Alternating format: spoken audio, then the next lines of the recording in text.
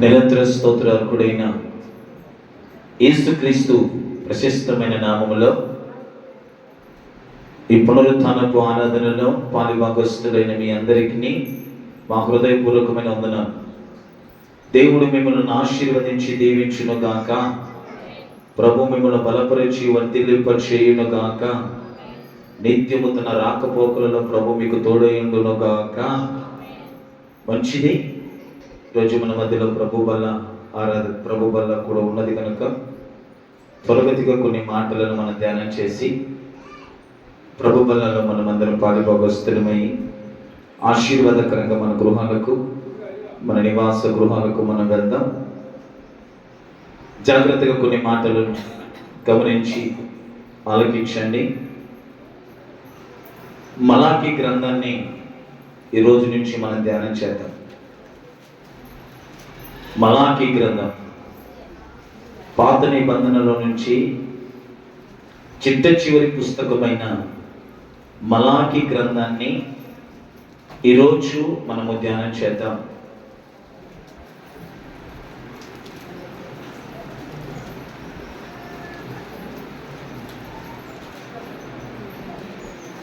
మంచిది. ఇప్పుడే మీరు బైబిల్ గ్రంథాలు తీయొద్దు, నేను చెప్తాను, అప్పుడు తీసి చదువుదురు. కానీ మలాకీ అనే పేరుకు గల అర్థం యెహోవా దూత. మలాకీ అనే పేరుకు గల అర్థం యెహోవా దూత. గతంలో కూడా నేను ఈ మలాకీ గ్రంథం మీద ఒక చిన్న ఇంట్రడక్షన్ ఇచ్చాను. కొన్ని మాటలు కూడా మీకు తెలియపరిచాను. మరలా ఒకసారి విన్న వాళ్ళు మీలో ఉన్నారు, మరలా ఒకసారి రిపీట్ చేస్తున్నాను. మలాకీ అనే పేరుకు అర్థం యెహోవా దూత.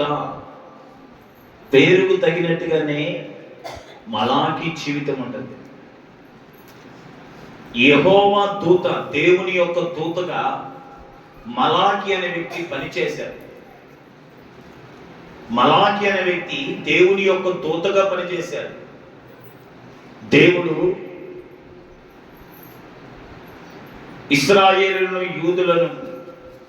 ఇశ్రాయేలును యూదులతో మాట్లాడడానికి దేవుడు ఏర్పరుచుకున్నటువంటి ఒక దూత మలాకీ.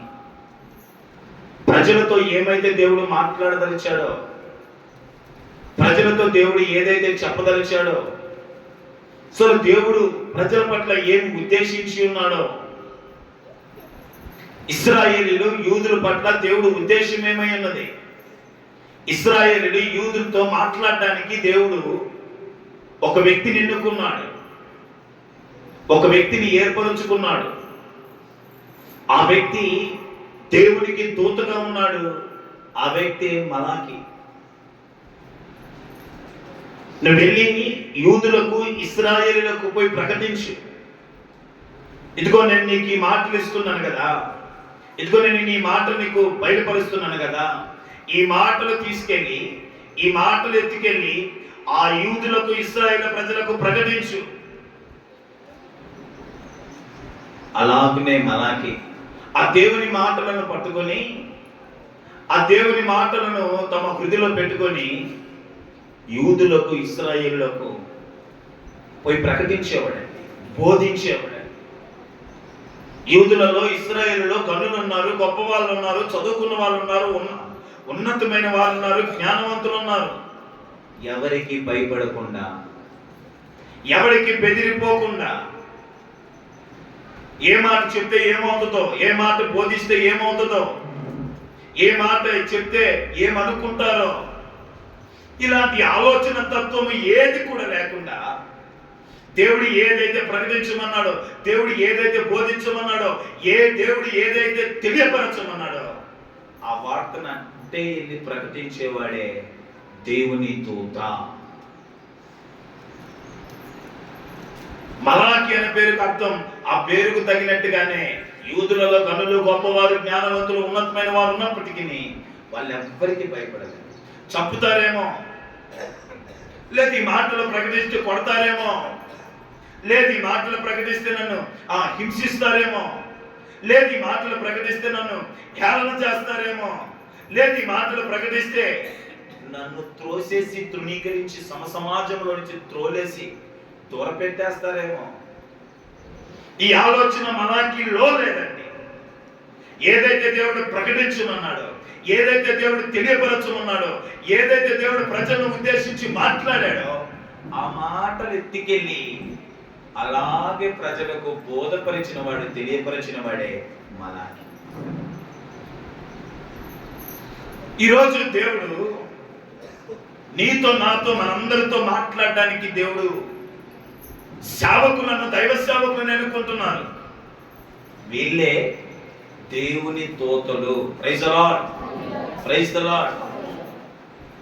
మనుషులతో, లేకపోతే క్రైస్తవ సమాజంతో, లేకపోతే అన్య జనులతో, అనేకులతో దేవుడు మాట్లాడడానికి, దేవుడు హెచ్చరించడానికి, దేవుడు తన ప్రేమను వెల్లడిపరచడానికి, దేవుడు తన వాగ్దానాలు మనకి ఇవ్వడానికి, లేకపోతే దేవుడు మనల్ని తర్కించడానికి, మనతో మాట్లాడడానికి దేవుడు తన దూతలైన సేవకులను ఎన్నుకొని ఏర్పరుచుకొని పంపుతున్నాడండి.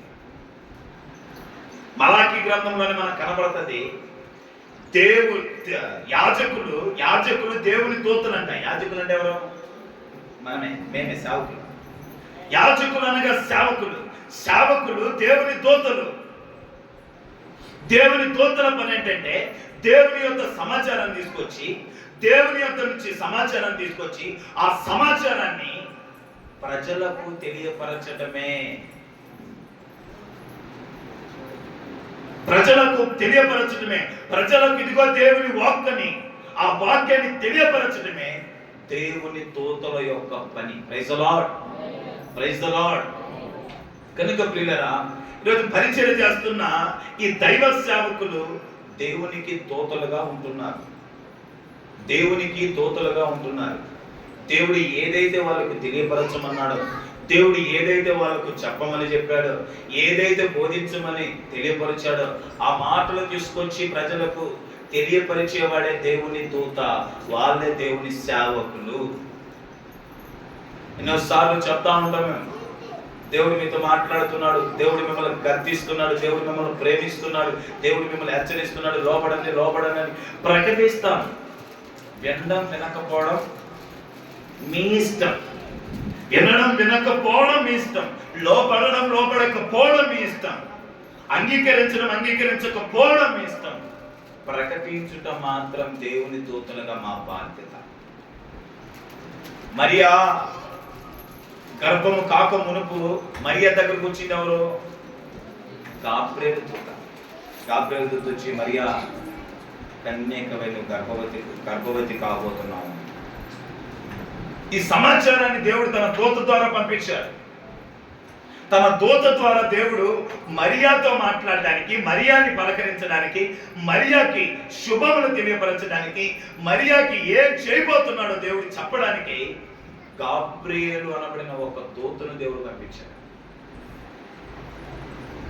మీతో మాట్లాడడానికి, మిమ్మల్ని పలకరించడానికి, తన ప్రేమ ఏంటో మీకు వెల్లడిపరచడానికి, తను ఏమి చేయనయ్యున్నాడో మీకు తెలియపరచడానికి ఇదిగో మా లాంటి దైవ సేవకులను మీ మధ్యకు పంపుతున్నాడండి.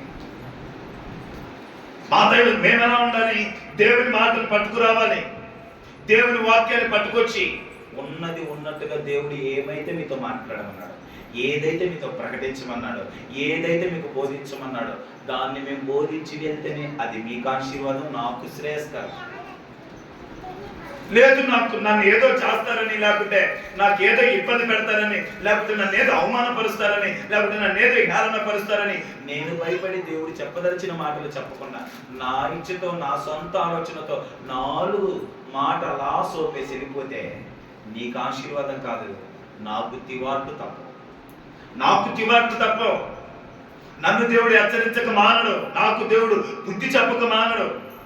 మీరు నన్ను అరిచినా, మీరు నన్ను కొట్టినా, మీరు నన్ను తిట్టినా, మీరు నన్ను అపహాసించినా, మీరు నన్ను ప్రక్కన పెట్టినా, మీరు నన్ను తృణీకరించినా, ఈ పాస్టర్ మంచోడే కాదన్నా, ఈ పాస్టర్ వ్యక్తుడే కాదన్నా, ఈ పాస్టర్ ఎప్పుడు మా గురించి చెడే చెప్తాడన్నా, దేవుడు ఏదైతే చెప్పమన్నాడో అది చెప్పిపోవటమే దేవుని దూతల యొక్క బాధ్యత.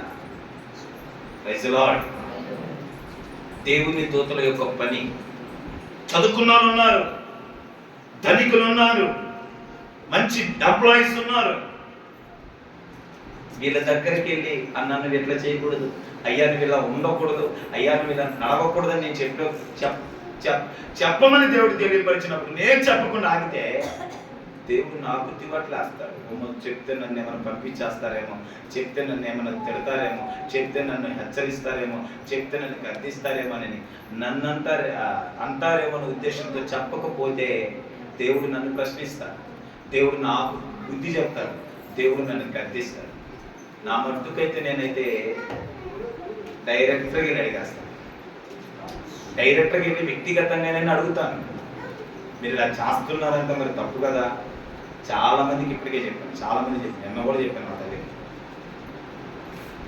ఇలా చేయకూడదు కదా, ఇలా నడవకూడదు కదా, బైబిల్ ఇలా ఒప్పుకోదు కదా, మీరు ఎందుకు చేస్తున్నారు, మీరు ఎందుకు ఇలా నడుస్తున్నారు, మీరు ఎందుకు ఇలా వెళ్తున్నారు, అది కరెక్ట్ కాదు కదా అంటాను. కొందరైతే అంగీకరిస్తున్నారు, పాస్టర్ గారు మీరు ఏది చెప్పినా మాలో లోపాలు, మాలో బలహీనతలు ఏమి చెప్పినా తీసుకోవడానికి మేము రెడీ అని కొందరైతే అంటే, మరి కొందరు వాటిని అపార్థం చేసుకుంటున్నారు. మీరు అపార్థం చేసుకున్నా, మీరు మెచ్చుకున్నా ప్రకటించే విషయంలో నేనైతే రాజీ పడను. ఎందుకు? దేవుడు చెప్పమన్నది, దేవుడు బయలుపరచమన్నది, దేవుడు తెలియపరచమన్నది చెప్పాలా, అది నా బాధ్యత, అది నా పని. అందుకే దేవుడు నన్ను ఎన్నుకున్నది. మీరు నన్ను అపార్థం చేసుకున్నా, మీరు నన్ను తృణీకరించినా, మీరు నన్ను ప్రక్కన పెట్టినా, మీరు నన్ను చూసి నవ్వినా, నేనే దేవుడు ఏది బోధించమన్నాడో అది బోధిస్తేనే నేను సేవకుడిని అవుతాను.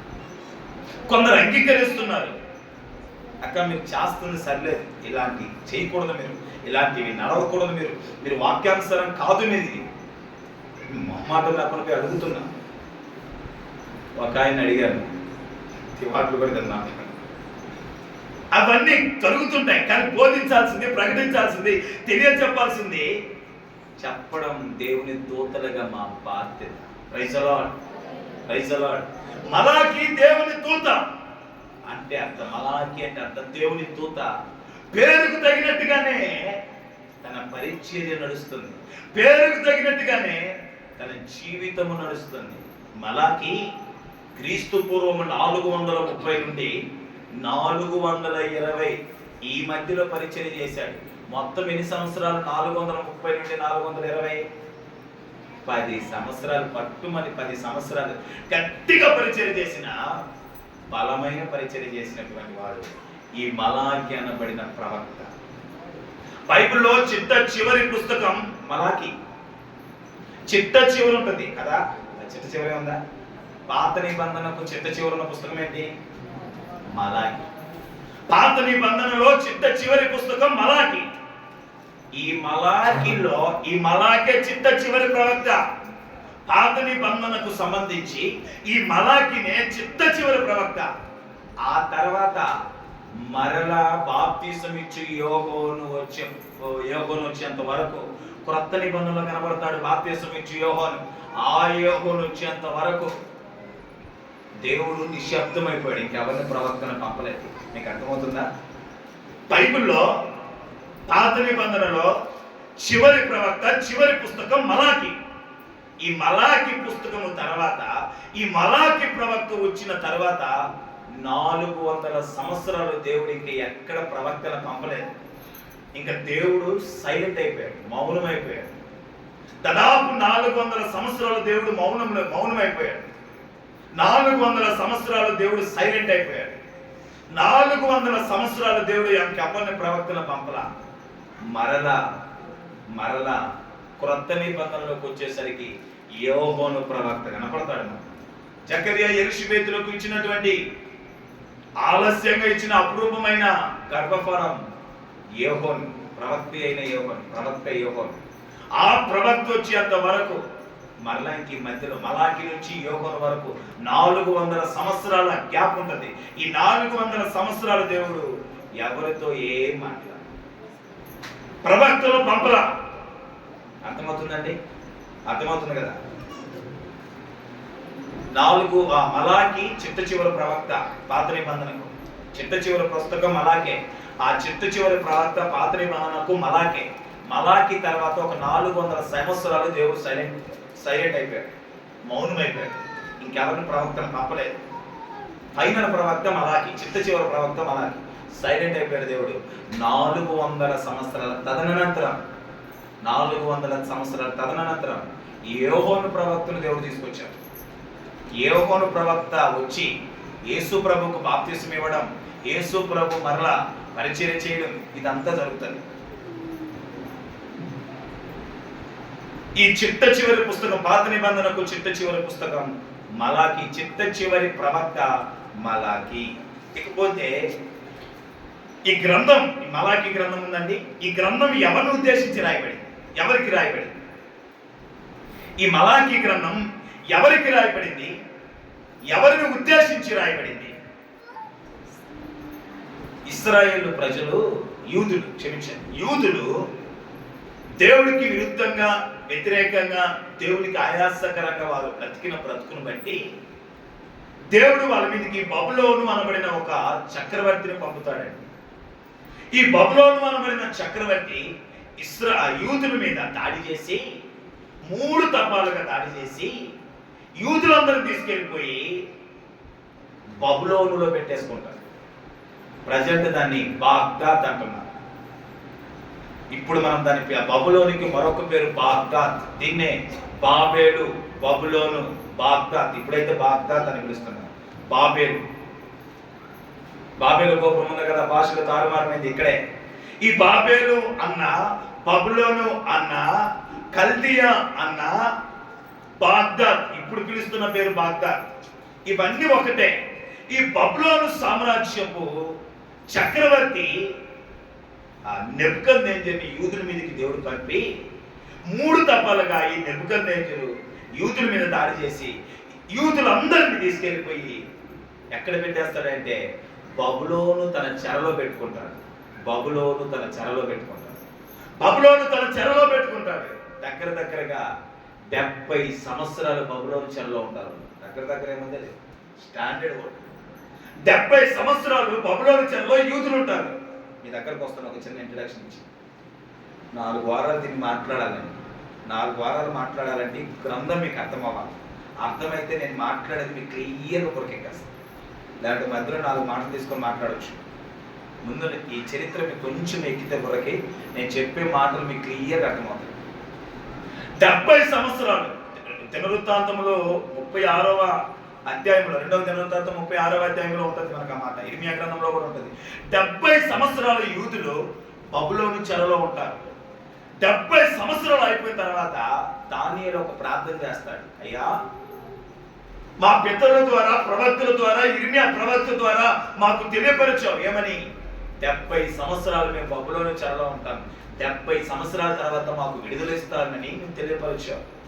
70 సంవత్సరాలు అయిపోయింది, మేము బబులోను చెరకొచ్చి మా దోషాలు, మా పితరుల దోషాలు, మా పాపాలను బట్టి మమ్మల్ని క్షమించి ఈ బబులోను చెరలో నుంచి మమ్మల్ని బయటికి తీసుకురా అని ప్రార్థిస్తాడండి దానియేలు. ఎప్పుడైతే ప్రార్థించాడో దేవుడు ఆ ప్రార్థన ఆలకించిన వాడే బబులోను సామ్రాజ్యాన్ని కూల్చడానికి, యూదులను బబులోనులో నుంచి బయటికి తీసుకురావడానికి ఒక క్రొత్త సామ్రాజ్యాన్ని తీసుకొస్తాడు. అదే మాదియా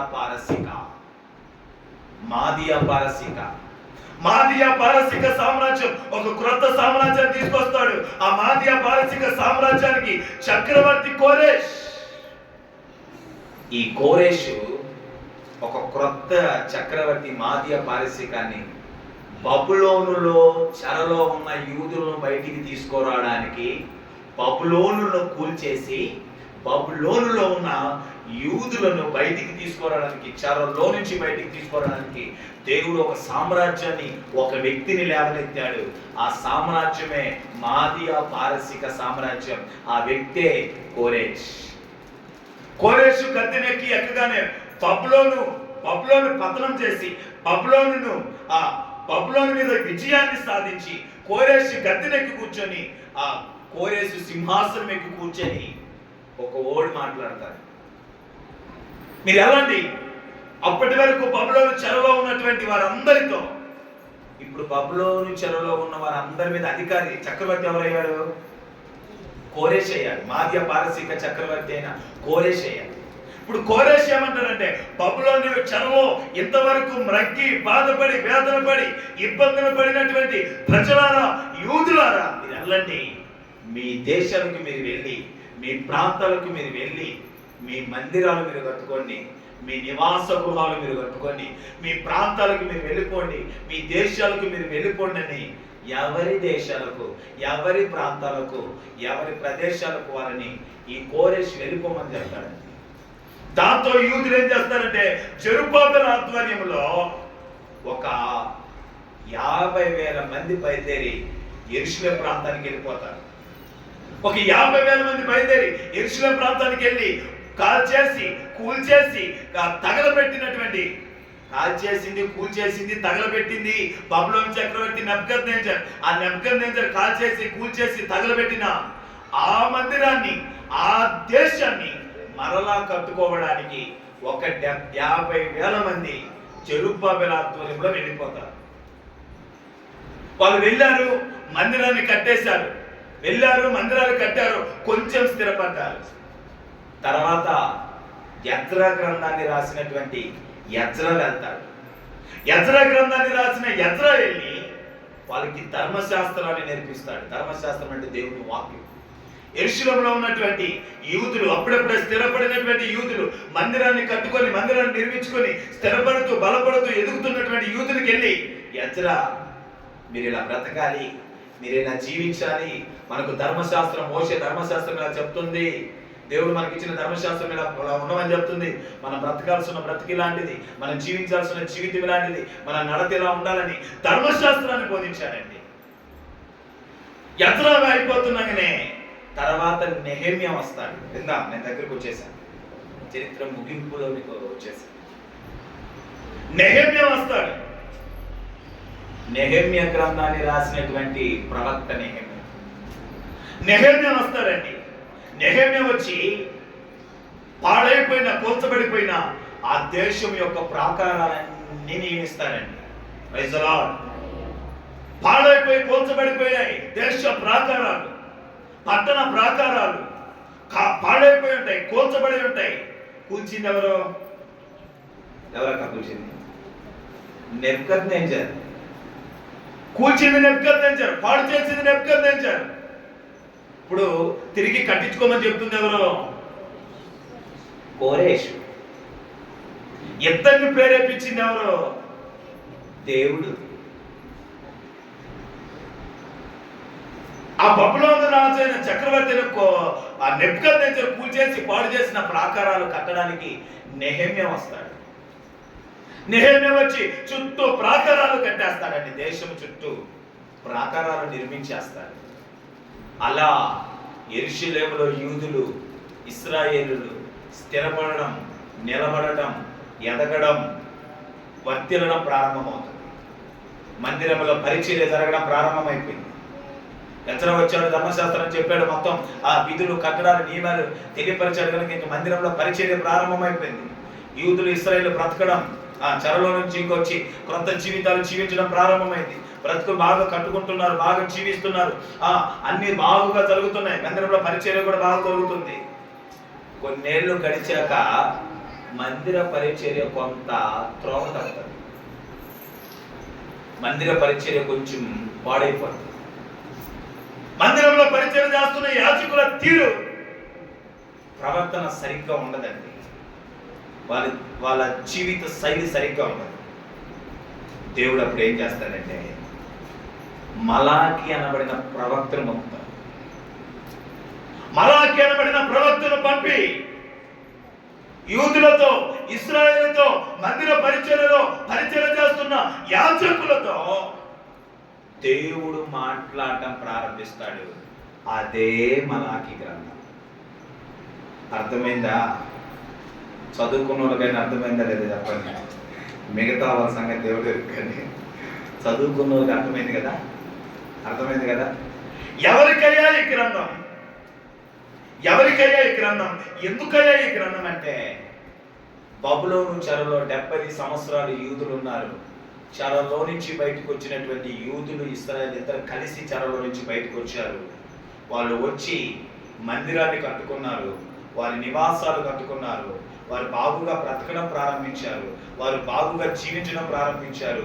అలా బ్రతుకుతున్న కొలది, అలా జీవిస్తున్న కొలది, అలా కొన్ని సంవత్సరాలు గడిచిపోయే కొలది పరిచర్య కాస్త చెడిపోద్ది. పరిచర్య కాస్త ఆ పరిచర్య చేస్తున్న యాజకుల జీవితాలు, బ్రతుకులు సరిగ్గా ఉండవు. దాంతో దేవుడు చూసి చూసి చూసి చూసి ఇట్ట కాదని చెప్పి చివరిగా ఒక ప్రవక్తను పంపిస్తాడు. చివరిగా ఒక ప్రవక్తను పంపిస్తాడు. ఆ ప్రవక్తే మలాకి. ఈ మలాకి గ్రంథంలో దేవుడిని యూదులు ఒక 8 ప్రశ్నలు అడుగుతారు. మలాకి గ్రంథంలో దేవుడిని యూదులు ఒక 8 ప్రశ్నలు అడుగుతారు. ఆ 8 ప్రశ్నలే ఈ 4 వారాలు మనం ధ్యానం చేయబోతున్నాం. 4 అయితే 4, 3 అయితే 3, 2 వారాలు అయితే అవ్వదు, కానీ 3 అయితే అవుతుంది. ఈ 3 వారాలు మనం ధ్యానం చేయబోతున్నాం. ఆ 8 ప్రశ్నలు అర్థమైన వాళ్ళందరూ ఒకసారి గట్టిగా హల్లెలూయా చెప్పండి. హల్లెలూయా. నేను రికార్డ్స్ ఎందుకు ఇస్తున్నానంటే, ఎవరికైనా డౌట్ ఉంటే ఎప్పుడైనా మలాకి గ్రంథం ఏంటో మీకు అర్థం కాలేదంటే అది రికార్డు చూసుకోగలిగితే మీకు అర్థమైపోతుంది. ఈ 8 ప్రశ్నలు మనం ధ్యానం చేద్దాం. దేవుడిని యూదులు ఒక 8 ప్రశ్నలు వేశారు. ఒక 8 ప్రశ్నలతో దేవుణ్ణి యూదులు ఎదుర్కొంటారు. ఆ 8 ప్రశ్నలే ఈరోజు మనం ధ్యానం చేయబోతున్నాం. ఇప్పుడు రండి మలాకి గ్రంథంలోనికి. ఇప్పుడు మనము మలాకి గ్రంథంలోనికి రావడానికి, మలాకి గ్రంథాన్ని చదవడానికి మనకేం దొరికింది? యోగ్యత దొరికింది. ఇదంతా తెలుసుకొని మనం మలాకి గ్రంథంలోకి పోతేనే మనకు మలాకి అర్థమవుతుంది. లేకపోతే ఎవరికి రాశాడో, ఎందుకు రాశాడో, ఎప్పుడు రాశాడో, అసలు ఆయన ఉద్దేశం ఏంటి ఎవరికి అర్థం కాదు. కనుక ఇప్పుడు మనం మలాకి గ్రంథంలోకి వెళ్ళిపోదాం. మీరు ఆడే ఉన్నట్టున్నారు, ఉండండి, నేనే వస్తున్నాను. మీరు మలాకి ఆడే ఉండండి, నేనే వస్తున్నా.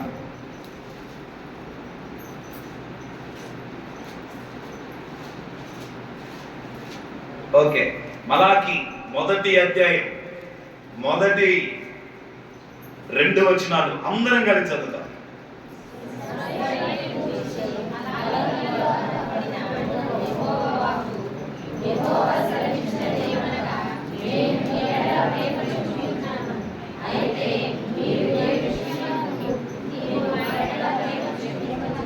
అది మొదటి ప్రశ్న.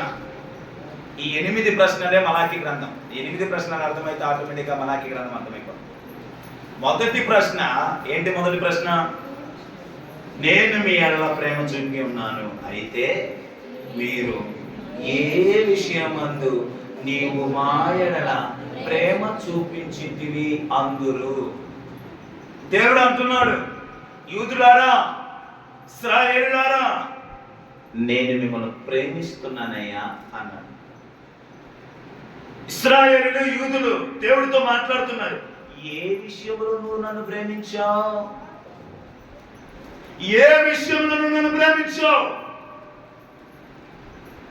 ఏ విషయంలో నువ్వు నన్ను ప్రేమించావని యూదులు, ఇశ్రాయేలులు దేవుని ప్రశ్నిస్తున్నారు.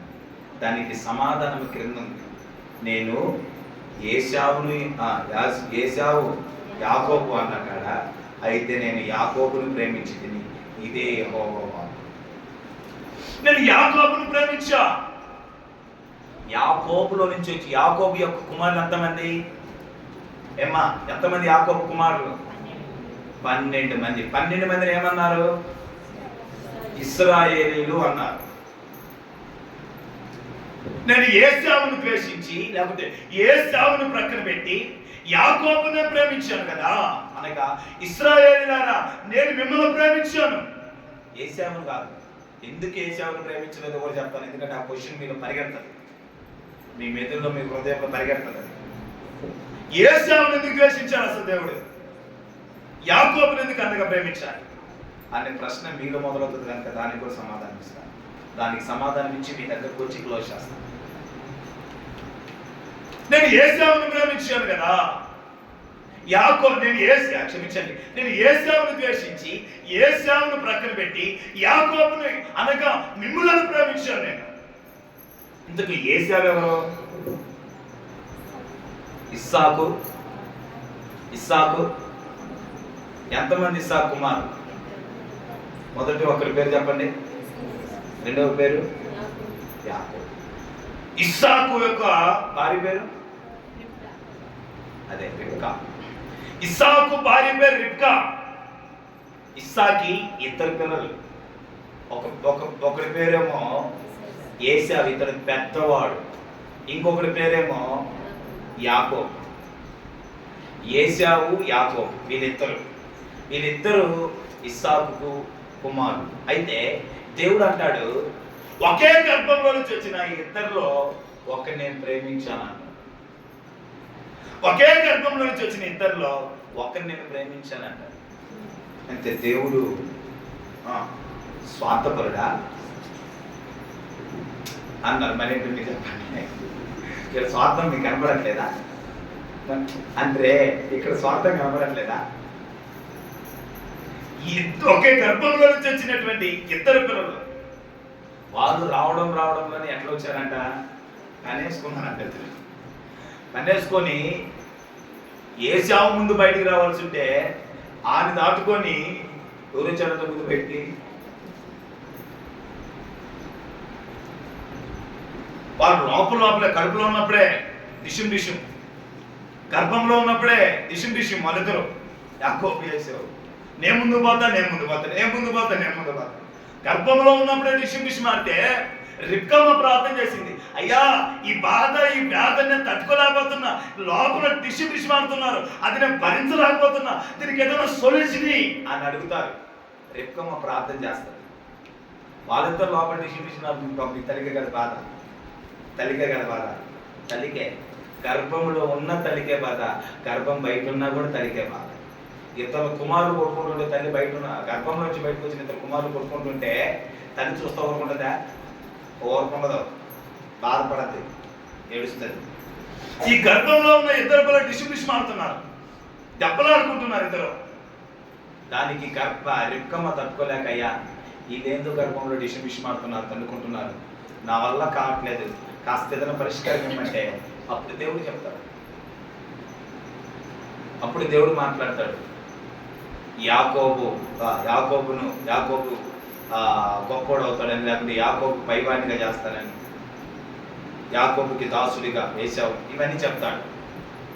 కనుక నేను ఎందుకు ఈ మాటలు చెప్తున్నానంటే, దేవుడు యాకోబును ప్రేమించి ఏశావును ప్రక్కన పెట్టాడంట. ఈ ఏశావును ఎందుకు ప్రక్కన పెట్టాడంటే, చుక్కుడుగాయ కూర కోసం అమ్ముడు పోయింది ఎవరు? చుక్కుడుగాయ కూర కోసం అమ్ముడు పోయింది ఈడే.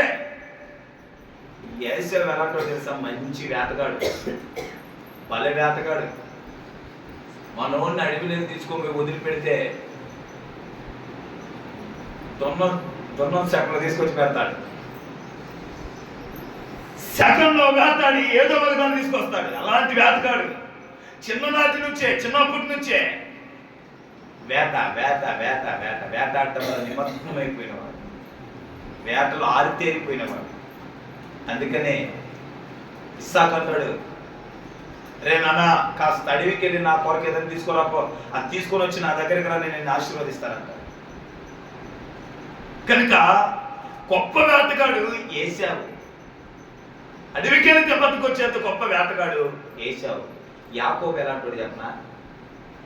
ఇంట్లో ఐటీబీటీ అని ఒక జాబ్ ఉంది తెలుసా? ఈ మధ్య ఎవరొస్తూ చాలా మంది ఈ జాబ్లో జాయిన్ అవుతున్నారు. ఐటీబీటీ అంతే కదా? మీకు అర్థమైంది? మీకు అర్థం కదా? కోర్సులు కూడా ఏంటన్నా దాన్ని ఫుల్ మీనింగ్. ఇంట్లో కూడా చెప్పండి కానీ ఇంట్లో జరగడం, బయట జరగడం. ఐటీ అంటే ఇంట్లో, బీటీ అంటే ఇంట్లో తినడం, బయట జరగడం. మనోడు అదే జాబ్ యాకోబుది.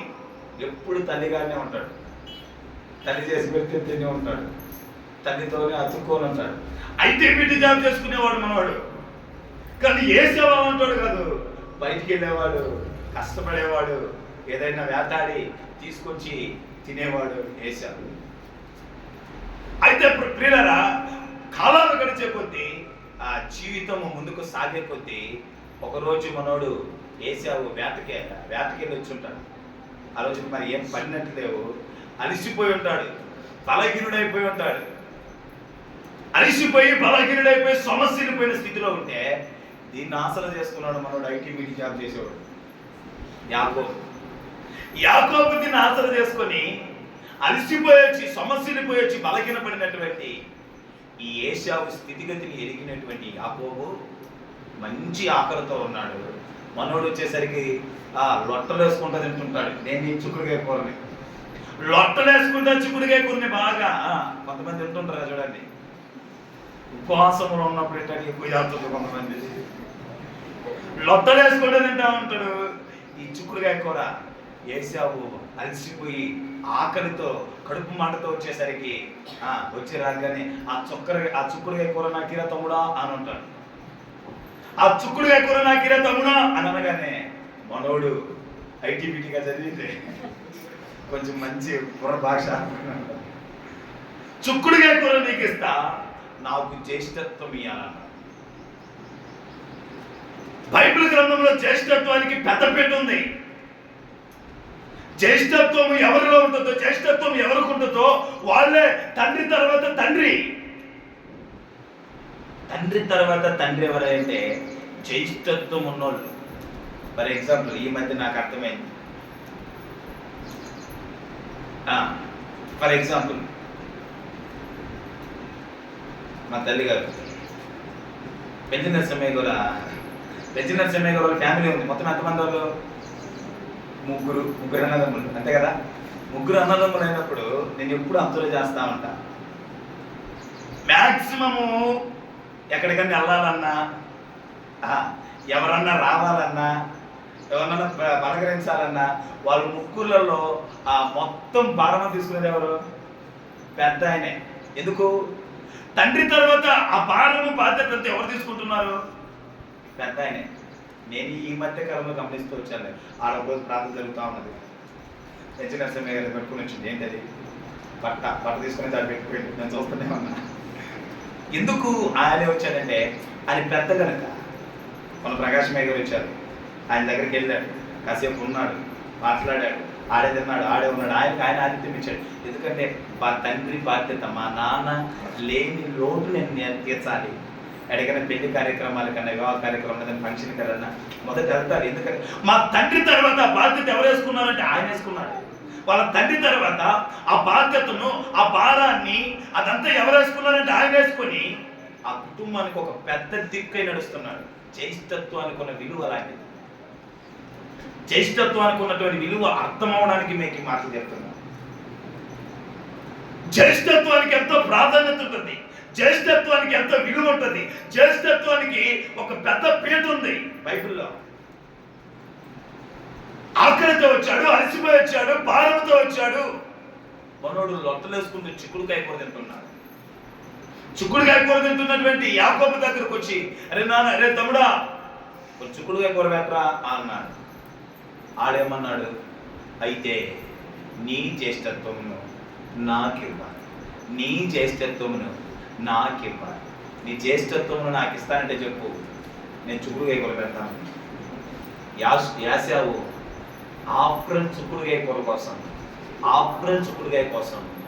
కూర కోసం శ్రేష్టమైన, విలువైన, ప్రాముఖ్యమైన జ్యేష్ఠత్వాన్ని వదులుకున్న భ్రష్టుడని బైబిల్లో.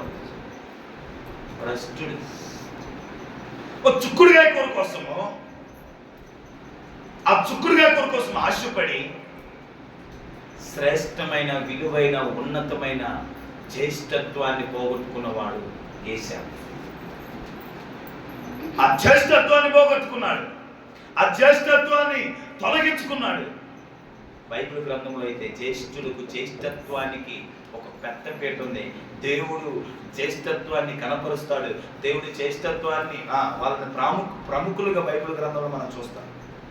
ఈ జ్యేష్ఠత్వాన్ని పోగొట్టుకొని వదిలిపెట్టేసి తృణీకరించుకున్నటువంటి ఒక భ్రష్టుడిగా మిగిలిపోయినటువంటి వాడు ఏశావు. అందుకనే ఆ జ్యేష్ఠత్వాన్ని బట్టి, ఆ జ్యేష్ఠత్వాన్ని సంపాదించుకున్నాడు, ఆ జ్యేష్ఠత్వాన్ని సాధించి పెట్టుకున్నాడు. ఆ జ్యేష్ఠత్వాన్ని బట్టి యాకోబు ఏమయ్యాడు? దీవెనకు తెచ్చిపెట్టుకున్నాడు, ఆశీర్వాదాన్ని తెచ్చిపెట్టుకున్నాడు. అందుకని దేవుడు అంటాడు, నేను ఏశావుని ప్రక్కన పెట్టి యాకోబును ప్రేమించాను. ఆ ఓడు అక్కడ చెప్పడానికి ఇదొక కారణం అయితే ఇంకొక కారణం కూడా ఉంటుంది. ఈ ఏశావు యాకోబు ఇద్దరు అన్నదమ్ములు కదండి. ఈ ఏశావు యాకోబు ఇద్దరు అన్నదమ్ములు అయితే ఈ ఏశావు సంతతికి యాకోబు సంతతికి అస్సలు గిట్టదు. ఇద్దరు అన్నదమ్ములే, కానీ ఏశావు సంతతికి యాకోబు సంతతికి అస్సలు గిట్టదు. ఒకరికంటే ఒకరు అస్సలు పడదు. బబులోను రాజు నెబుకద్నెజరు వచ్చి యూదులు ఎవరు సంతతి? చెప్పండి, ఎవరి సంతతి? యాకోబు సంతతి. యాకోబులో నుంచి వచ్చిన వారే ఇశ్రాయేలుడు. ఆ ఇశ్రాయేలుకి ఉన్నటువంటి మరొక పేరు యూదులు. ఈ యాకోబు సంతతి వారు యూదులు. ఈ యూదులు ఆ టైంలో ఈ గ్రంథం రాసే టయానికి యూదులకి ఏశావు సంతతికి ఏశావు యొక్క కుమారులకి గొడవలు జరుగుతుంటాయి, తగాదాలు జరుగుతుంటాయి. ఈ బబులోను చక్రవర్తి నెబుకద్నెజరు ఎవరి మీద దాడి చేశాడు? యూదుల మీద దాడి చేశాడు. యూదుల మీద దాడి చేస్తే ఏశావు ఏం చేశాడంటే, ఏశావు సంతతి వారు ఏం చేశారంటే చప్పట్లు కొట్టారు. నీకు అర్థమవుతుందా? బబులోను చక్రవర్తి నెబుకద్నెజరు వచ్చి యూదులందరినీ హింసించి బాధించి కొట్టు వేదన పెడుతుంటే పక్కన ఏశావు అన్నదమ్ముడైన ఏశావు ఏం చేయాలా? బాధపడాలా, దుఃఖపడాలా. రే నీతో పాటు నేను కూడా కలిసి పోరాడతా రా అన్నారా? ఇవన్నీ ప్రక్కన పెట్టి ఈయన చితకబారుతుంటే ఈయన మాత్రం ఎంజాయ్ చేశాడు. చితకబారుతుంటే వీడు ఆనందించాడు, చితకబారుతుంటే వీడు సంతోషించాడు, చితకబారుతుంటే వీడు ఉల్లసించాడు. ఇదంతా దేవుడు చూస్తున్నాడు. యాకోబు యొక్క సంతతి యూదులు శ్రమలో బానిసత్వంలో లేకుంటే ఆ నెబుకద్నెజరు చేత తరమబడి కొట్టబడి వేధించబడుతున్న సమయంలో మనోడు మాత్రం ఎగతాళి చేస్తూ ఎక్కిరిస్తూ నవ్వుతూ చప్పట్లు కొడుతున్నాడు ప్రక్క నుండి. అందుకని దేవుడు అంటాడు, నేను ఏశావుకి ఏం చేశా? నేను ఏశావును ప్రక్కన పెట్టా. వాళ్ళే కదా మిమ్మల్ని చూసి నవ్వింది, వాళ్ళే కదా నెబుకద్నెజరు మిమ్మల్ని వచ్చి బాధ పెడుతుంటే మిమ్మల్ని చూసి హేళన చేశారు, ఎక్కిరించారు, నవ్వారు, చప్పట్లు కొట్టారు. వాళ్ళే కదా. వాళ్ళని ప్రక్కన పెట్టి మిమ్మల్ని ప్రేమించలేదా నేను అంటున్నాను. ఈ రెండు కారణాలను బట్టి దేవుడు యాకోబును ప్రేమించాడు, ఏశావును ప్రక్కన పెట్టాడు. ఇప్పుడు మీకు అర్థమైంది కదా? ఇప్పుడు యూదులు దేవుని అంటున్నారు ఏమని? ఏ విషయంలో మమ్మల్ని ప్రేమించితివి? ప్రశ్న. ఏ విషయంలో నువ్వు నన్ను ప్రేమించితివని యూదులు దేవుని ప్రశ్నిస్తే దేవుడు అందుకాను నేను ఏశావును ప్రక్కన పెట్టి యాకోబును ప్రేమించలేదా? యాకోబు సంతతి వారిని మిమ్మల్నే కదా నేను ప్రేమించిందని వాళ్ళకి సమాధానం ఇస్తున్నారు. ఈరోజు క్రైస్తవ సమాజంలో లేకుంటే అన్నిలా కానీ యేసుప్రభుని ఎరిగిన వారు కానీ యేసుప్రభుని ఎరగని వారిని కానీ అడిగే ప్రశ్న ఏంటో చెప్పిన, కొందరైతే ఏ విషయంలో దేవుడు మమ్మల్ని ప్రేమించాడు అని అడగలేకపోయిన వాళ్ళు, అలా అడిగే వాళ్ళు కూడా లేకపోలేదు. ఇక్కడ కూర్చున్న ప్రతి ఒక్కరు ఒకానొక సందర్భంలో ఖచ్చితంగా దేవుని ప్రశ్న అడుగుతారు, ఏ విషయంలో దేవుడు మమ్మల్ని ప్రేమించాడు? నీకు కష్టం వచ్చినప్పుడు, నీకు రోగం వచ్చినప్పుడు, నీకు దుఃఖం వచ్చినప్పుడు, నీకు బాధ వచ్చినప్పుడు, నీకు ఆర్థిక ఇబ్బందులు వచ్చినప్పుడు, నీకు అవమానాలు వచ్చినప్పుడు, నీకు నిందలు వచ్చినప్పుడు దేవుడు నువ్వు అడిగే ప్రశ్న ఏంటో తెలుసా? దేవుడు మాకేం చేశాడు? దేవుడు మమ్మల్ని ఎక్కడ ప్రేమించాడు? దేవుడు ఎక్కడున్నాడు? ప్రతి ఒక్కరు నా నిమిత్తమైతే అది ఎంట్రో, నేను ఫస్ట్ ఇయర్ సెకండ్ ఇయర్ చదువుతున్నానండి. అప్పుడు అంత పట్టి లేదు, మా అమ్మ మందిరానికి వెళ్తూ వచ్చేది. సెకండ్ ఇయర్ చదువుతున్నప్పుడు ఒక సబ్జెక్ట్ ఎగిరింది నాకు. ఫస్ట్ ఇయర్ అన్ని పాస్ అయ్యా. ఆ గర్వం కాస్త ఆడికెక్కింది, నెత్తినే కూర్చున్నది. ఫస్ట్ ఇయర్ అన్ని పాస్ అయ్యేసరికి గర్వం నెత్తినే కూర్చున్నది. నిర్లక్ష్యం చేశా, దీన్ని అంతలో కొట్టేస్తానని. ఒక సబ్జెక్ట్ పోయింది, మ్యాథ్స్ బి పోయింది. ఆ మ్యాథ్సే నాకు భయం, అదే ఎగిరింది. మ్యాథ్స్ బి పోయింది, ఫెయిల్. నేను 10th పాసు, ఇంటర్ పాసు. ఆ కొంచెం గొప్ప, మా ఊళ్ళో కొంచెం గొప్ప బాగా చదువుకునే వాళ్ళలో ఒక నేను. అందులో అన్ని కొట్టుకుంటూ వచ్చి సెకండ్ ఇయర్కి వచ్చేసరికి సెకండ్ ఇయర్లో నాకున్న తల పొగరు తలగర్వం అన్ని దిగడానికో మరి ఏమో కానీ మ్యాథ్స్ బి ఎగిరింది. మ్యాథ్స్ బి పోయేసరికి ఒక పక్కనే డల్ అయిపోయా, బాధపడిపోయా. అంతే కదా, సబ్జెక్టు పోగానే కాస్త ఏమైపోతే బాధ వస్తుంది, హృదయ వేదన చెందాను. కానీ అన్నీ మన మంచికే, మనకు మేలుకే, ఏది కీడికి లేదు, అన్నీ మంచికే. అది కూడా నాకు మంచికే. ఎప్పుడైతే జరిగిందో మా అమ్మ పాపం ఏడుస్తూ ఒక మాట అనేసి, దేవుడు ఎక్కడా అని. దేవుడేది అంటే మాకే ఎందుకు ఇలా జరిగింది. ఆ ఓడి ఈ రోజు గుర్తున్న సందర్భం, స్థితి, గతి అంతా నాకు గుర్తుంది. మరి మా అమ్మ అప్పటికి అంత భక్తిపరురాలు కాకపోవచ్చు, బేతెల్కి వెళ్తుండేది ఫిబ్రవరికి, అంత భక్తిపరురాలు కాకపోయి ఉండొచ్చు. దేవుడు ఎక్కడ, దేవుడు ఉంటే మాకెందుకు ఇలా జరుగుతుంది? నేను తలపొగలు పెట్టి, నేను చదవకుండా పోవడానికి పెట్టి నేను ఫెయిల్ అయ్యా, అంతే కదా. నాకు కాస్త గర్వం పెరిగిపోయింది, అహంకారం పెరిగింది. చదువుకోకుండా తిరిగా, చదువుకోకుండా వేషాలు వేసా, చదువుకోకుండా పిచ్చి చేస్తానని చేశా. దాంతో ఏమైంది? సబ్జెక్ట్ ఎగిరింది. దీనికి దేవుడు కారణమా? ఎందుకు దేవుడు కారణం అవుతాడు? నువ్వు చదవాల్సింది నువ్వు చదువు, నువ్వు కష్టపడి చదవాల్సింది నువ్వు కష్టపడి చదువు, నువ్వు ప్రయాసపడాల్సింది ప్రయాసపడి చదువు. అప్పుడు దేవుడి మీద భారమే లేవా? నా వంతున నేను, నా శక్తి కొలది, నా బలం కొలది, నా జ్ఞానం కొలది నేను చదివా. నేను ఎగ్జామ్కి వెళ్తున్నా, మరిచిపోతే జ్ఞాపకం చేయి దేవా, మరిచిపోతే జ్ఞాపకం చేయి. ప్రతి ప్రశ్న కూడా సమాధానం రాయగలిగేటట్టు జ్ఞానం నాకు ఇవ్వు ప్రభువా, మంచి ఆరోగ్యాన్ని నాకు అనుగ్రహించు ప్రభు. ఈ రకంగా ప్రార్థన చేసుకుని ఎగ్జామ్ హాల్కి వెళ్తే నీకు బ్లెస్సింగ్ అవుతుంది. చదవకుండా ఏ సిద్ధపాటు లేకుండా, ఏ ప్రిపరేషన్ లేకుండా, ఊరంతా నాది, దేశమంతా నాది, జిల్లా అంతా నాది, రాష్ట్రం అంతా నాది, మండలం అంతా నాదని ఊరేగి ఫైనల్గా పాస్టర్ గారు ప్రార్థన చేస్తారా? పాస్టర్ గారు ప్రార్థన, నేనేం చేసేది ప్రార్థన, పాస్టర్ గారు ప్రార్థన చేస్తారా అంటే, నువ్వు చదివితే కదా నీకు దేవుడు జ్ఞాపకం చేయడానికి, నువ్వు చదివితే కదా దేవుడు నీకు ఇట్లా ప్రతి ప్రశ్నకు సమాధానం ఇచ్చేటట్టు నేను బలపరచడానికి. నువ్వు చదవకుండా పోయి పాస్టర్ గారు నన్ను ప్రార్థన చేశాడు, ఆ ఎగ్జామ్ హాల్లో కూర్చొని పెన్ను పట్టుకొని, ఇక నీకు ఏం జ్ఞాపకం వస్తుంది? నీ దేవుడు నీకు ఏం జ్ఞాపకంలో తీసుకురావాలా? నేను ఎలా దేవుడు బలపరచాలి చెప్పు? చదవండి, మీ వంతున మీరు చదవండి, మీ వంతున మీరు ప్రయాసపడండి, మీ శక్తి కొలది, మీ బలము కొలది, మీ సామర్థ్యత కొలది చదవండి. చదివి ఇప్పుడు దేవుడి మీద డిపెండ్ అవ్వండి. దేవా నేను ఎగ్జామ్ వెళ్తున్నాను, నాకు జ్ఞానం ఇవ్వు. చదివేటప్పుడు అడుగు, నాకు అర్థం కావట్లేదు సబ్జెక్టులో, నాకు జ్ఞానం ఇవ్వు ప్రభు అని ఇస్తాడు. ఎగ్జామ్కి వెళ్ళేటప్పుడు అడుగు, టెన్షన్లో నేను మర్చిపోయే అవకాశం ఉంది ప్రభు, నాకు కొంచెం జ్ఞాపక శక్తి అని ఇస్తాడు. నాకు ఆరోగ్యం ఇవ్వు ప్రభు రాయగలిగేటట్టు అడుగు, ప్రభు సహాయం చేస్తాడు. నా ఎగ్జామ్ హాల్ అంతా మంచి వాతావరణాన్ని కలుగు చేయండి ప్రభు, నేను ఎగ్జామ్ రాసేటప్పుడు అడుగు, ప్రభు తప్పకుండా సహాయం చేస్తాడు. నువ్వు ఏం చదవకుండా నన్ను పాస్ చేయండి దేవుడు, ఇంకెక్కడి నుంచి చేయాలి చెప్పి, నేను పాస్ చెయ్యండి ఎక్కడి నుంచి చేయాలి? కనుక నా ప్రేమైనటువంటి వాళ్ళ చదవండి, యవనస్తులారా చదవండి, ప్రభు సహాయం కోరుకోండి, చదవండి, ప్రభు సహాయాన్ని అర్జించండి, ప్రభు సహాయంతో ఎగ్జామ్ హాల్లో కూర్చోండి, తప్పకుండా అందరూ పాస్ అవుతారు. ఈసారి నేను ఎక్స్పెక్ట్ చేస్తున్నాను, ఇంటర్మీడియట్లో 100% ప్రతిఫలాలు వస్తాయి, 10th లో 100% ప్రతిఫలాలు వస్తాయి నేను ఎక్స్పెక్ట్ చేస్తాను. కనుక ఇంటర్మీడియట్లో పిల్లలందరూ అందరూ పాస్ అవుతారని ఒక బ్రదర్కి మాట కూడా ఇచ్చేసాను.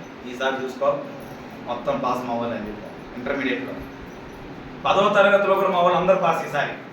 ఈసారి మా గ్రామంలో 100% అందరూ పాస్ అయిపోతారు అని కూడా నేను మాట్లాడాను. నిలబెట్టండి రా, చదవండి, దానికి తగ్గట్టు అయినా నిలబెట్టండి, మిమ్మల్ని అందరినీ నేను నిలబెడతాను. మొత్తం పాస్ అయిన ఫస్ట్ ఇంటర్ బ్యాచ్ అంతా నిలబెడతాను. గర్వంగా నిలబెట్టి మీకు స్పీచ్ పెడతారా? నేను నిలబెడతాం, అస్సలు మిమ్మల్ని నిలబెట్టి గర్వంగా ఆ బ్రదర్కి చెప్తూ మీకు స్పీచ్ పెడతా. మా బ్యాచ్ పాస్ అయ్యారు చూడండి. ఇంకా 10th కూడా పాస్ అవ్వండి, మీకు కూడా స్పెషల్ స్పీచ్ పెడతారు. స్పెషల్ స్పీచ్ బెంగళూరు వారి అయ్యగారి స్పీచ్ రెగ్యులర్ అయ్యగా స్పీచ్ జోక్ కాదు. మీరు పాస్ అవ్వండి, మిమ్మల్ని ఎక్కడ నిలబెట్టాలి 100% నిలబెట్టి మిమ్మల్ని కనపరుస్తాం. చదవండి, ఎన్ని నెలలు ఉంది, చాలా తక్కువ సమయం ఉంది. కొంచెం శక్తి తెచ్చుకొని బలం తెచ్చుకొని ప్రయత్నం చేయండి. అందరూ పాస్ అవ్వాలి. 10th వాళ్ళు అందరూ పాస్ అయిపోవాలా, ఇంటర్ వాళ్ళు అందరూ పాస్ అవ్వాలా, ర్యాంకులు కూడా రావాలా. మరి అదే విషయం. ఓకేనా? డన్. లాస్ట్ టైం మన గ్రామంలో టాపర్స్ ఉన్నారు, దానికి ముందు మన గ్రామంలో బాగా మంచిగా చదివిన వాళ్ళు టాపర్స్ ఉన్నారు. ఈసారి కూడా గ్రామంలో టాపర్స్ కావాలి. Okay, done, clear. కనుక ఏ విషయంలో నన్ను ప్రేమించింది? నేను ఫెయిల్ అయిన దానికి మా అమ్మాయి చేసింది దేవుడు ఎక్కడా అని ప్రశ్న అడిగింది. దేవుడు ఏడి అని ప్రశ్న అడిగింది. నేను చదవకపోతే దేవుడు లేడు, దేవుడు లేడు అనేసింది. అని చెప్పి దేవుని వదిలిపెట్ల, ఆ ఒక్క ఓడని వదిలేసింది. నా ప్రియమైనటువంటి వాళ్ళని చెప్తున్న మాట ఏంటంటే, ఏ విషయంలో దేవుడిని ప్రేమించాడని ప్రతి ఒక్కరూ ప్రతి సమయంలో ఒక ప్రశ్నించే వాళ్ళు లేకపోలేదు. ఏ విషయాల్లో దేవుడు మమ్మల్ని ప్రేమించాడు? మీకు శ్రమలు వచ్చినప్పుడు, కష్టాలు, రోగాలు, వ్యాధులు వచ్చినప్పుడు తప్పకుండా మీ హృదయంలో నుంచి వచ్చే మాట ఇది. ఆనందరామయ్య గారు కూడా ఒకరోజు అనకనే అన్నారు, అనేసాడు. ఒకరోజు ఇంటికాడికి వెళ్ళాను, ప్రార్థన చేద్దాం, రావుతో చేయతో దేవుడు నాకేం చేయలేదు అన్న. నా కొడుకు నాకు 4 లక్షలు పెట్టిండు, దేవుడు అయితే నాకేం చేయలేదు. నీ కొడుకు బలం ఇచ్చింది ఎవరు? నేనంట నాకేం చేయలేదు దేవుడు అన్నాడు. నీ కొడుకు పని చేసుకున్నట్టు నీ కొడుకు ఆరోగ్యం ఇచ్చి శక్తినిచ్చి బలం ఇచ్చింది ఎవరని నేనంట.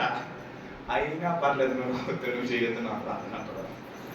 సరేలే, మళ్ళీ ఆదివారం మందిరం కొత్త అంటే రానుకో అన్నాడు. దేవుడు దైవాలు ఆదివారం వచ్చి కూర్చున్నాడు, ఆ నెక్స్ట్ ఆదివారం వచ్చి కూర్చున్నాడు. కనుక ఏ విషయాలను మమ్మల్ని ప్రేమించింది? ఈరోజు ఒకవేళ బయట ఉన్న వాళ్ళే కానీ లోపల ఉన్న వాళ్ళే కానీ ఇదే ప్రశ్న మీదైతే, నా ప్రియులారా, దేవుడు ఏ విషయాల్లో మిమ్మల్ని ప్రేమించాడు అని కాస్త మీరు ఆలోచించగలిగితే, తల్లి గర్భంలో నుంచి మనల్ని బయటికి తీసుకొచ్చిందే దేవుడు, తల్లి గర్భంలోనికి మనల్ని ప్రవేశింపజేసిందే దేవుడు. 71వ కీర్తన చూడండి ఒకసారి. 71వ కీర్తన త్వరగా ఒక 2 మాటలు క్లోజ్ చేద్దాం. నేను మరలా భవిష్యత్తునైతే కాస్త నెల్లూరుకి వెళ్ళి చూసేసి వద్దాం అనుకుంటాను.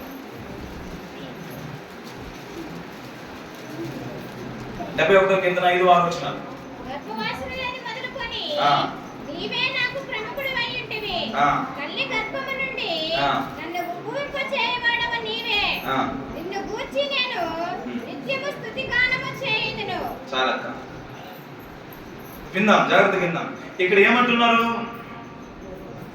గర్భవాసి అయినది మొదలుకొని నీవే నాకు ప్రాప్తుడివై ఉంటివి. తల్లి గర్భములో నుండి నన్ను ఉద్భవింపజేసిన వాడవు నీవే. ఇంకా దాని పైన కూడా 5వ వచనంలో కూడా అంటాడు, బాల్యము నుండి నా ఆశ్రయము నీవే. బాల్యములో నా ఆశ్రయం నీవే, గర్భమైంది మొదలుకొని నీవే నాకు ప్రాప్తుడివే. ఏ విషయాల్లో దేవుడిని మమ్మల్ని ప్రేమించాడన్న ప్రశ్న నీదైతే, ఈ ప్రశ్నకు నువ్వు నాకు సమాధానం చెప్పు. ఏ విషయాల్లో దేవుడు నన్ను ప్రేమించాడని నువ్వు అంటే, నేను ఈ ప్రశ్న నేను సంధిస్తున్నా, ఈ ప్రశ్న నేను నీకు తిరిగేస్తున్నా. నువ్వు తల్లి గర్భంలోకి వెళ్ళావంటే ఎలా?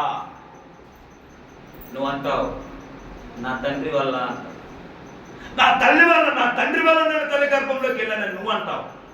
నేనంట తండ్రి గర్భంలో, తండ్రిలో నుంచి తల్లి గర్భంలోకి నువ్వు ఒక్కడే కాదు, నీతో పాటు మరి కొన్ని కోట్ల కణాలు వెళ్ళడానికి ప్రయత్నం చేశాయి. అవన్నీ వెళ్ళకుండా నువ్వే ఎందుకు వెళ్ళగలిగావంట. నీకు అర్థమవుతుందా? అర్థమవుతుంది కదా? తండ్రిలో నుంచి కొన్ని కోట్ల కణాలు తల్లి గర్భంలోకి వెళ్తాయి. కోట్ల కణాలు తల్లి గర్భంలోకి వెళ్తే ఒక్క కణమైన నిన్నే దేవుడు తల్లి గర్భంలో కలువ చేశాడు. ఆ కోట్ల కణాలలో నిన్ను కాకుండా ఇంకో కణాన్ని అలో చేయొచ్చుగా.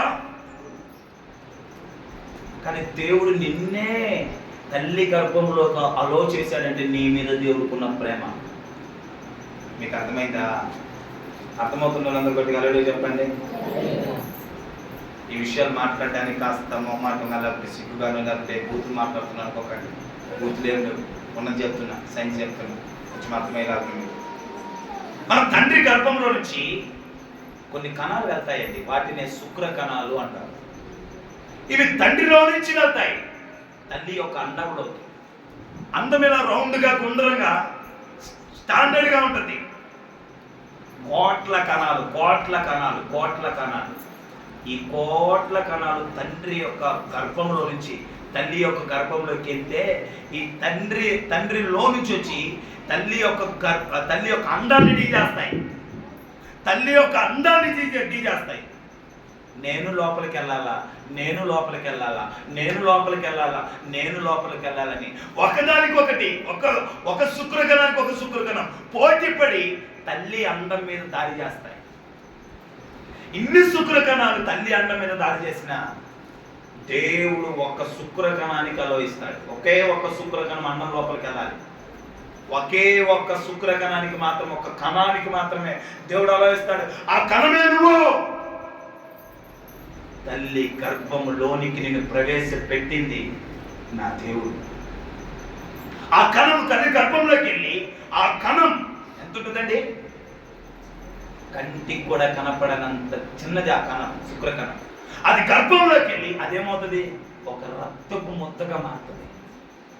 ఒక రక్తపు ముద్దగా మారి ఒక పిండముగా మారుతుంది. ఒక పిండంగా మారి చిన్న చిన్నగా కాళ్ళు, చేతులు, ఎముకలు అన్నీ ఏర్పడటం ప్రారంభిస్తాయి.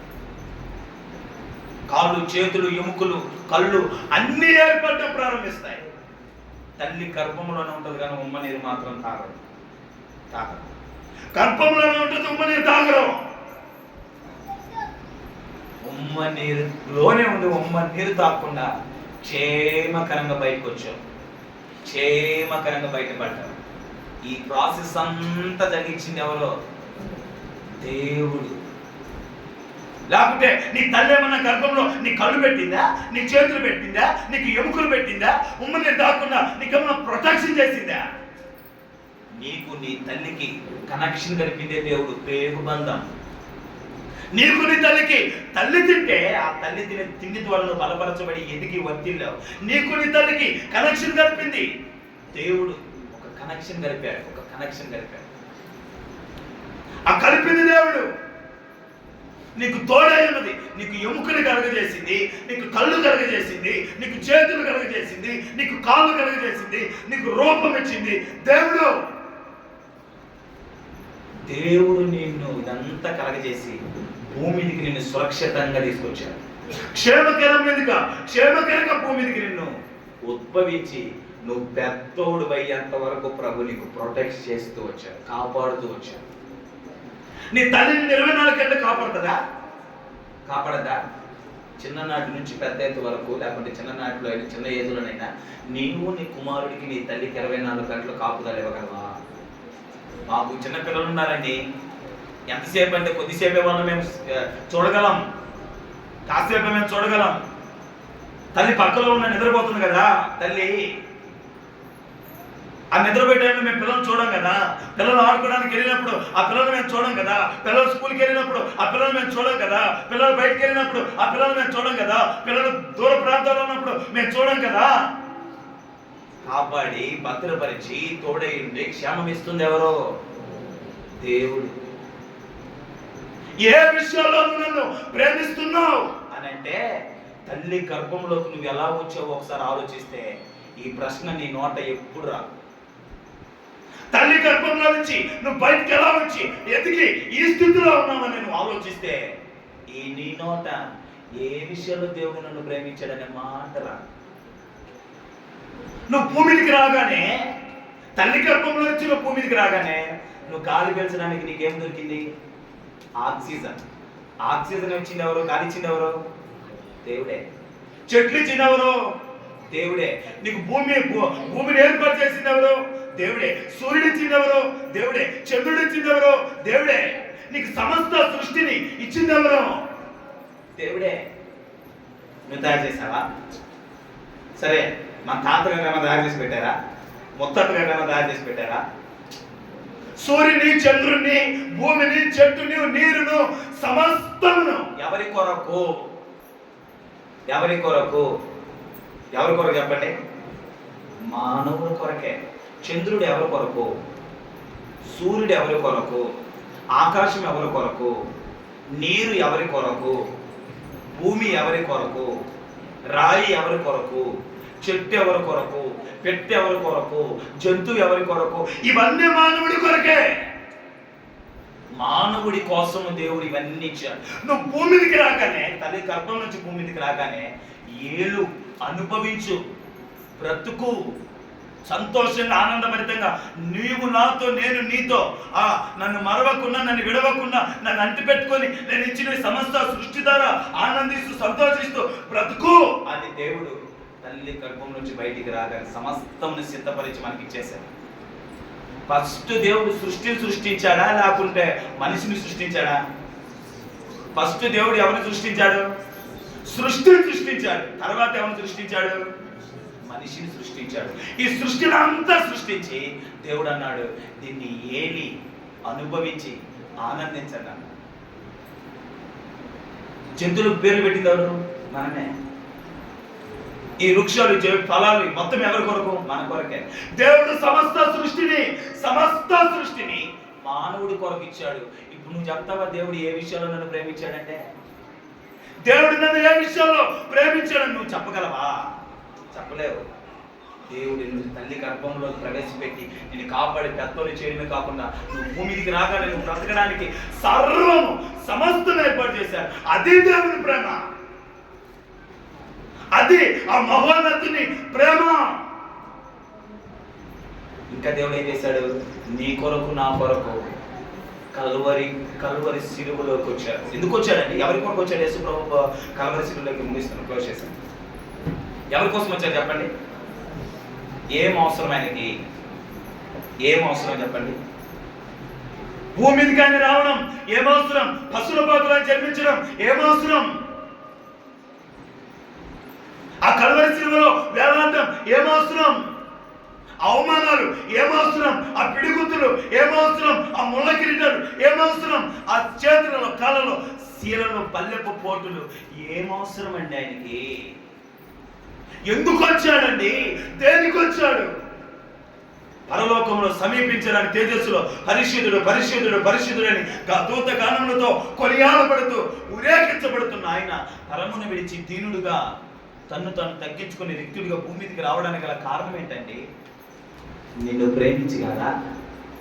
చెప్పండి, నిన్ను ప్రేమించి కదా?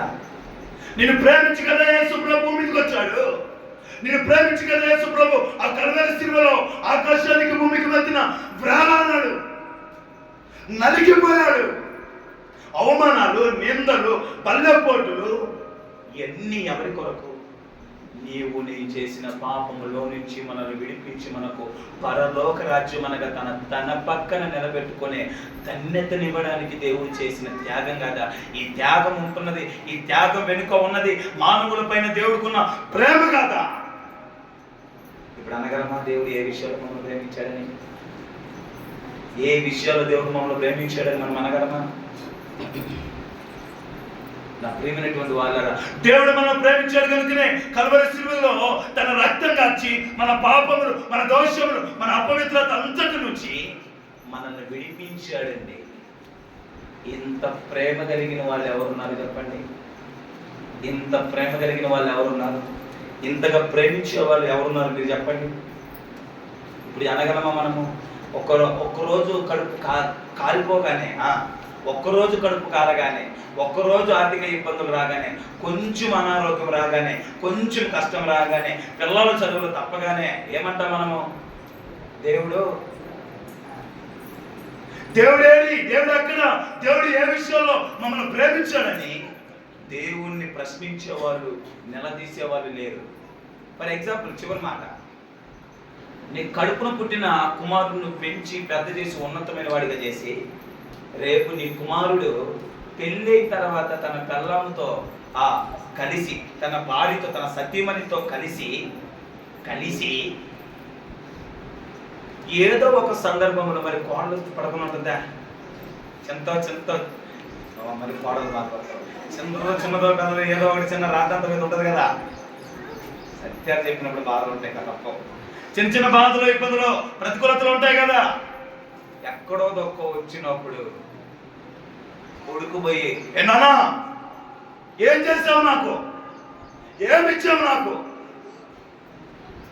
అంటే నీ పరిస్థితి ఏం చెప్పు? వాడిని చిన్ననాటి నుంచి నువ్వు ఎంత పెంచావు? వాడెవడో వీధిలో బొమ్మ కొంటుంటే బొమ్మ గురించి పెట్టావు అప్పు చేసి తిప్పలు పడి. వాడెవడో గుర్రం ఎక్కినట్టు నువ్వు గుర్రం తెచ్చి పెట్టివి. వాడేదో విచిత్రమైన ప్యాంట్ ఎదురుతుందంటే దానికి మించి చేస్తేవి. అందరూ ఆడుకో బయటికి వెళ్ళి చూడడానికి వెళ్తున్నారంటే నీ కుమార్ని భుజాల మీద వేసుకుని నెగితివి. అందరూ పెద్ద పెద్ద మంచి స్కూల్లో చదువుతున్నారంటే రెక్కలు ముక్కలు చేసుకుని నేను తినకపోయినా నాకున్నా లేకపోయినా అని చెప్పి వారికి ఏం తెచ్చిపెట్టావు? వాడిని మంచి స్కూల్లో చదివించి పెట్టి పలుమార్లు నీ కొడుకు బిర్యానీ అడిగితే కాదు కూడదు అనకుండా బిర్యానీ తెచ్చిపెట్టి, ఐస్ క్రీమ్ అడిగితే తెచ్చిపెట్టివి. ఏం కావాలంటే అది ఏది కొరత లేకుండా జాగ్రత్తగా వాడిని పెంచి పెద్ద చేసి పోషించి ఉన్నత స్థితికి ఎదిగింప చేసి పెద్దయినాక నీ కొడుకు వచ్చి ఏం చేస్తావు నాన్న నువ్వు నాకంటే, ఏ విషయంలో నన్ను ప్రేమించావని నీ కొడుకు అడిగితే నీ పరిస్థితి ఎలా ఉంటుందో చెప్పు. వెనకలే ఉన్న తల్లి కోపం మీద పొయ్యమనేటట్టు కొడద్ది. మళ్ళీ అక్కడ కూడా తండ్రి ప్రేమే కనపడుతుంది. ఏమని వదిలే పోరా నీకు ఇష్టం వచ్చిన కడిపో అని చెప్పి తండ్రి లోపల ఏడవడం కుమ్మరడం ప్రారంభిస్తాడు. ఎంత బాగుందో చెప్పు. నిన్ను పెంచి పెద్ద చేసి గొప్ప చేసి ఉన్నతమైన స్థితికి తీసుకొస్తే నువ్వు ఏ విషయంలో నన్ను ప్రేమించావు? అందుకని నేను మా పాపకి అనుకుంటా, ఈ రోజు ఈ పిల్లల్ని ఎంత బాగా పెంచి ప్రేమిస్తూ బలపరుస్తున్నానే, రేపు నా తండ్రి లేడు, అబ్బాయి కోసమో లవర్ కోసమో తండ్రి కూడా లేడు, నా తండ్రి కూడా దాటి 10 రోజులు లేకుంటే ఒక్క నెలలో అంటే 1 సంవత్సరము తోడయ్యి వెనకల్లో వచ్చి తిరిగినటువంటి లవర్ కనపడగానే పాపం 20 సంవత్సరాలు అల్లరి ముద్దుగా పెంచుకున్న తల్లిదండ్రులు కాదు దాటుకొని పోతుంటే ఎంత బాధపడతారు. అందుకని కవిత నాకు ఒక సలహా ఇస్తా, అమ్మాయి నేను చేసే ప్రతిదీ రికార్డ్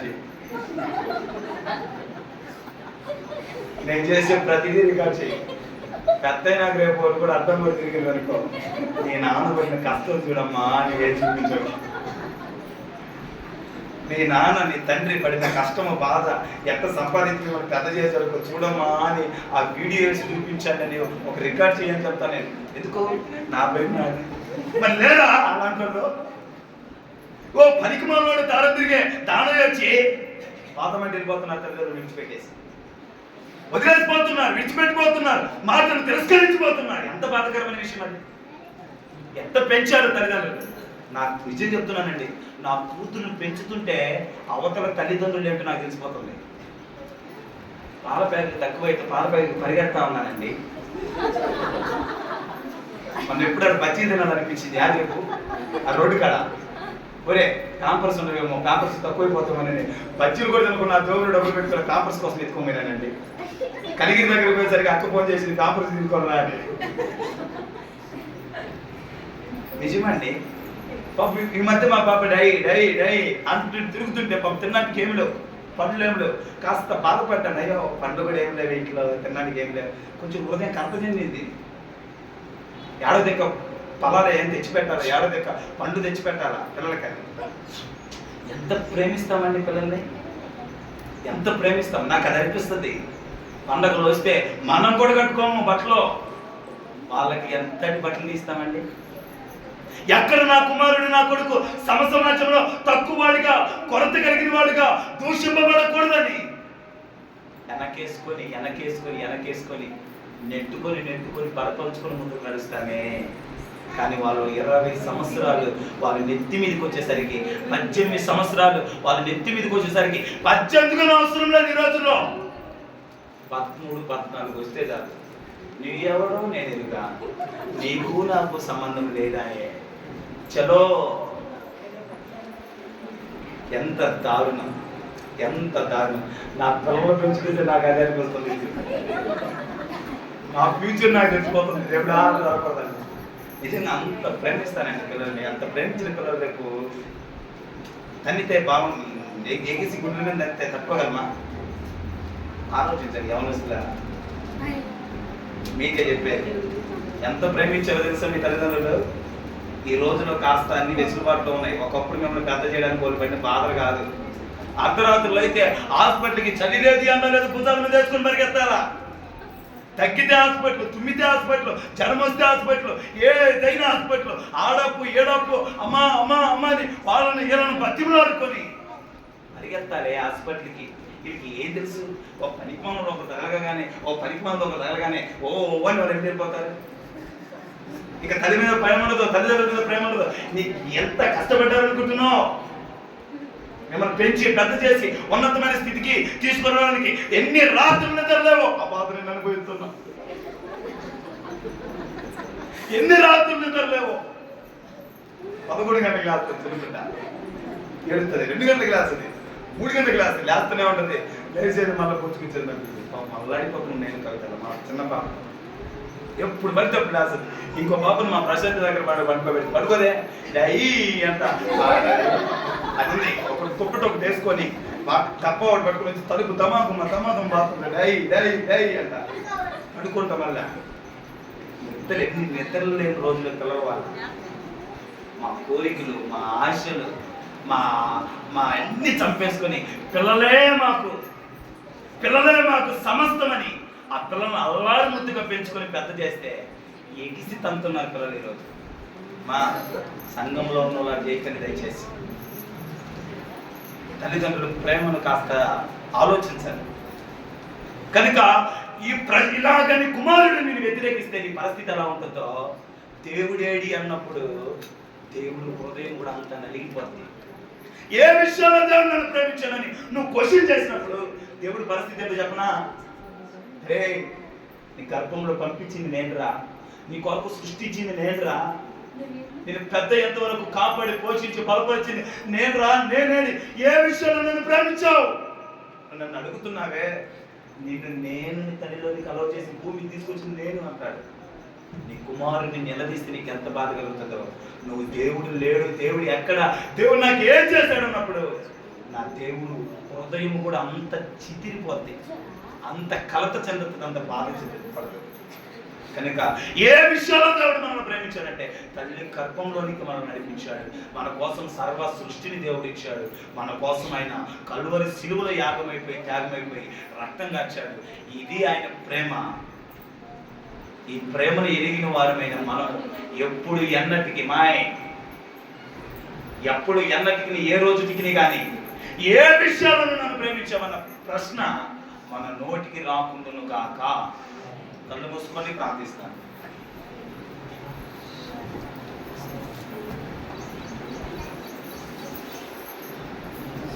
చిన్న ప్రార్థన చేసుకొని ప్రభు బలంలోకి వెళ్ళిపోతారు. అయ్యా ఆప్ చేసి